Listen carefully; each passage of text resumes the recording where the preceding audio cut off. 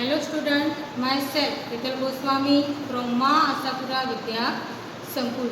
Today we will learn standard 10 subject Sanskrit and our topic is chapter number 10 Tvameka Bhavani यानी कि O Bhavani you are the only one. इस chapter का जो heading है त्वमेका भवानी, यहाँ पे जो देवी है भवानी उनके बारे में बात की गई है, जिसमें कवि है उन्हें सिर्फ भगवान के अलावा और भी कुछ भी नहीं दिखता। यहाँ पे देखें तो स्त्रोत काव्य is in exclusive tradition of Sanskrit literature. यहाँ पे क्या कहा है, संस्कृत लिटरेचर में जो स्त्रोत काव्य है उसे आदि काव्य के नाम से जाना जाता है। यहाँ पे भक्तिपूर्ण स्त्रोत हैं वह वहाँ पे मिलते हैं। नेक्स्ट देखें तो shlokas used for praising of called stotras. यहाँ पे जो स्त्रोत हैं इसे हम यह हमारा जो चैप्टर है वह स्त्रोत के रूप में दिया गया है, जिसमें जो भक्त है वह जो उसके सामने जो भवानी माता है उसको उसके स्त्रोत में रूपे कहा के उसको बता रहे हैं। देखें तो संस्कृत साहित्य में अलग अलग देवी और देवताओं की स्तुति में भक्तिपूर्ण रीत से की जाती है। इन सारे स्त्रोत साहित्य में शिव महिम स्तोत्रम जैसे बहुत सारे ऐसे स्त्रोत हैं वह कवित्व की दृष्टि से हम देखें तो उच्च कोटि के माने जाते हैं। कैसे स्त्रोत के शिव महिमनम स्तोत्रम, उसके बारे में तो आप सभी ने सुना ही होगा। नेक्स्ट देखें तो यहाँ पे क्या होता है कि अलंकार और आराध्य देव की स्तुति पद्धति, जिस एक प्रकार का छंद लेके यहाँ पे भगवान की स्तुति की जाती है, जिसमें क्या होता है अलग अलग स्त्रोत से संस्कृत साहित्य में अलग अलग स्त्रोत देके उनको महत्व का स्थान दिया गया है। नेक्स्ट देखें तो सूर्य शतकम कनक धारा स्त्रोतम जैसे स्त्रोत हैं वह श्रद्धापूर्ण और मनोरंजक कथाओं और दंत कथाओं से विकसित किया गया है।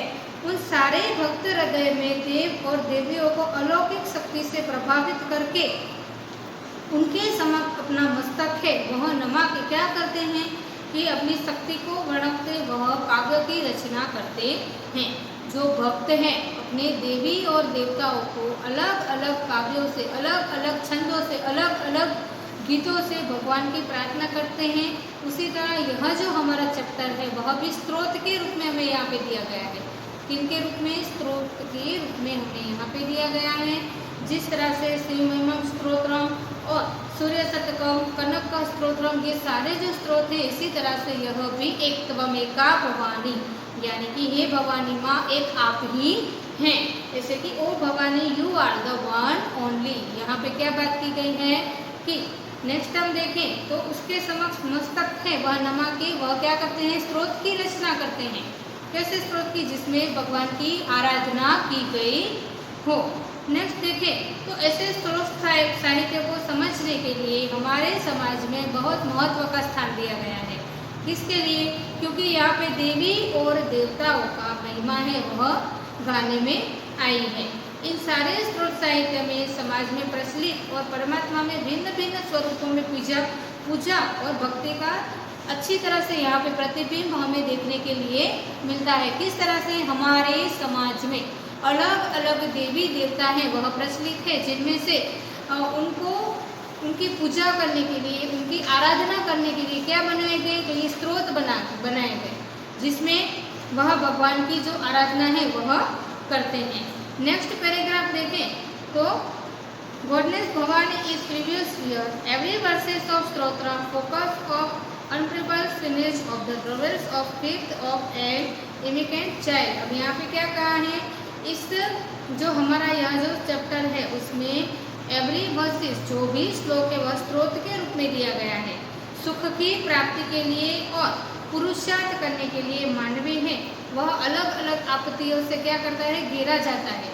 अभी हम देखें ये अभी का ही एग्जाम्पल है तो कोविड-19 आने के कारण जो भी भगवान को भी याद नहीं करता होगा उसने भी इस समय में भगवान को याद किया होगा। क्यों कि जब भी उस पर कोई आपत्ति आती है तभी उसे भगवान की याद आती है। इसी तरह ऐसे स्त्रोत है वह भगवान की आराधना और पूजा करने के लिए बनाए गए। उसमें से एक स्त्रोत है यह है, जिसमें देखें तो अपनी जो आपत्ति आती है उसके गिरने के कारण, उससे उगरने के कारण वो क्या करता है, उससे बाहर निकलने के कारण वह सर्वशक्तिमान जो परमात्मा है उसे याद करता है, उसकी प्रार्थना करता है। इसके दौरान हम देखें तो परम शक्ति यानी कि परमात्मा को पाने के लिए उसको भावात्मक संबंध से वह उसको बांध देता है। किस तरह से वो बांधता है कि अपनी जो रचनाएं हैं, काव्य है, कविताएं हैं, फिर देखें तो स्तोत्र है, भगवान के भजन है, उन सारे भजन कीर्तन करके वह क्या करता है, परमात्मा की तरफ वो अपनी जो आपत्तियां हैं वह डालने की कोशिश करता है।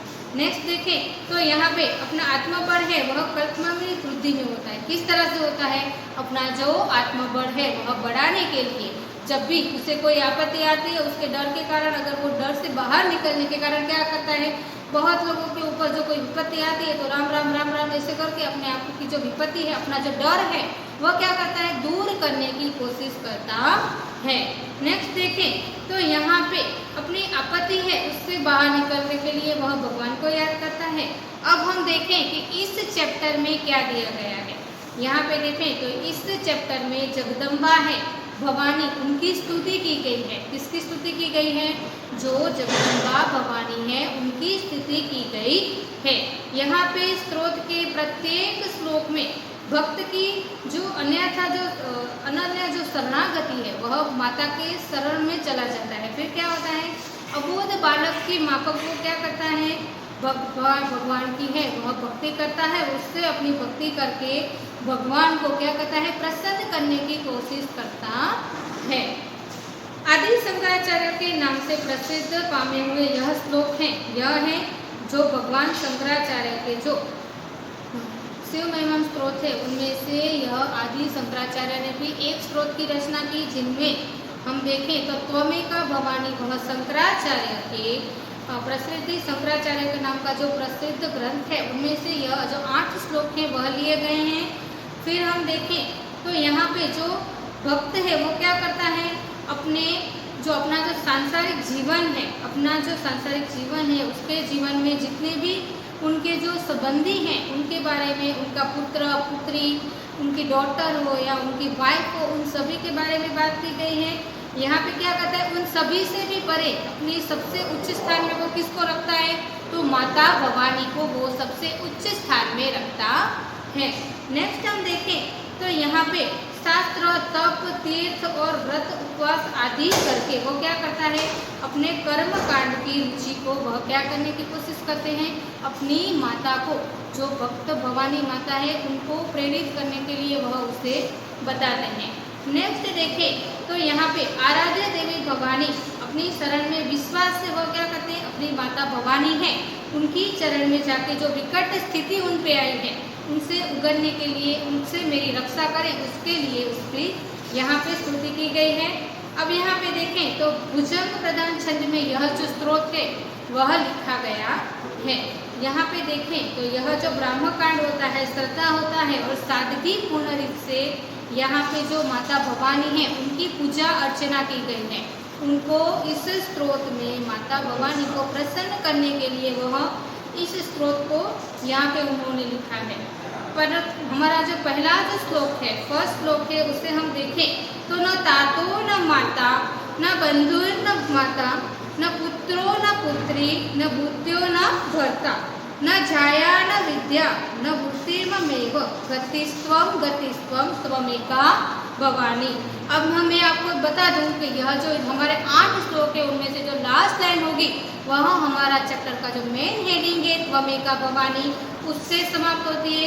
हम यहाँ पे देखें तो न तातो यानी कि क्या होगा, जो पिता है, बंधु यानी कि भाई जो ब्रदर है उसकी बात की गई है, भृत्य यानी कि जो सर्वेंट होता है उसका नौकर होता है उसकी बात की गई है।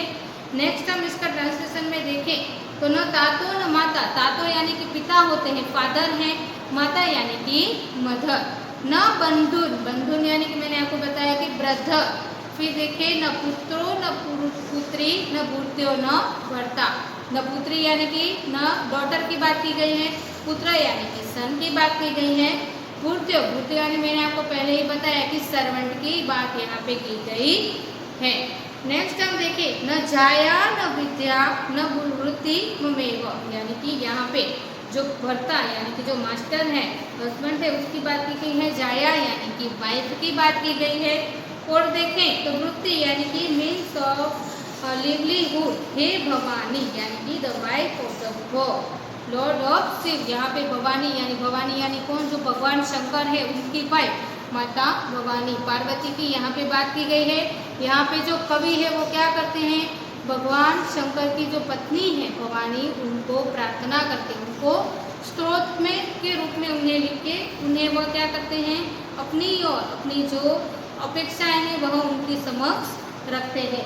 अब इसका ट्रांसलेशन देखें तो न तातो यानी कि तार्थ यानी कि मैंने आपको पहले ही बताया कि फादर। हमें क्या करना है, हमारे नोटबुक में जब भी हम चैप्टर की स्टार्टिंग करेंगे तो नोटबुक में जो श्लोक है उसके जो हार्ड वर्ड्स है उसे निकाल के अलग से लिखेंगे, फिर श्लोक और उसका ट्रांसलेशन। इसके कारण क्या होगा, हमें जो एग्जाम में इसमें से कुछ श्लोक ऐसे हैं जो हमें एग्जाम में श्लोक पूर्ति में आते हैं, तो हमें इस तरह से हमारी नोटबुक में लिखना है। अब यहाँ पे इसका ट्रांसलेशन देखें, फादर इज नॉट माइंड, क्या कहा है, न तातो यानी कि फादर इज नॉट माइंड, न माता यानी कि मदर इज नॉट माइंड, न बंधु न दाता ब्रदर इज नॉट माइंड, न पुत्रो न पुत्री यानी कि son is not mind and daughter is not mind, गुर्त्यो न भर्ता servant is not mind and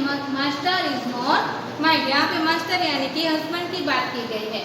next देखें, न जाया न विद्या यानी कि wife is not mind and knowledge और एजुकेशन इज नॉट माइंड। वैसे देखें तो यह श्लोक ऐसे तो इजी है, ट्रांसलेशन में ये श्लोक इजी है। नेक्स्ट देखें, न बुद्धि ममेव यानी कि क्या होगा, कि means of the livelihood is not mind.